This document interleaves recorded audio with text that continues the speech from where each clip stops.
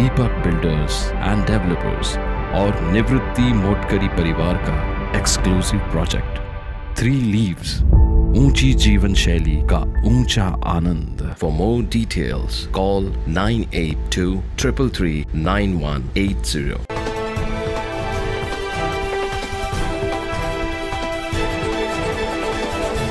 मराठा आंदोलनकर्ते मनोज जरांगे यांनी सगळे सोयऱ्यांच्या कायद्याची अंमलबजावणी लवकरात लवकर करावी या मागणीसाठी 10 फेब्रुवारीपासून पुन्हा उपोषण सुरू केले।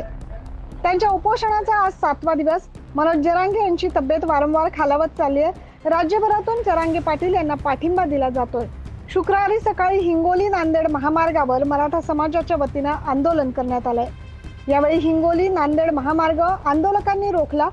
हिंगोली जिल्ह्यातील डोंगरकडा गावाच्या नजीक हा बेमुदत रास्ता रोको करण्यात आलाय असं आंदोलकांनी सांगितलंय। रास्ता रोकोमुळे महामार्गावर वाहतूक कोंडी झाली आहे। हिंगोली नांदेड वाहतूक व्यवस्था ठप्प झाली आहे। याचा फटका सकाळपासूनच प्रवाशांना बसतोय। हिंगोली पोलीस या आंदोलनाच्या पार्श्वभूमीवर अलर्ट मोडवर आहे। Bureau report 9 news Maharashtra.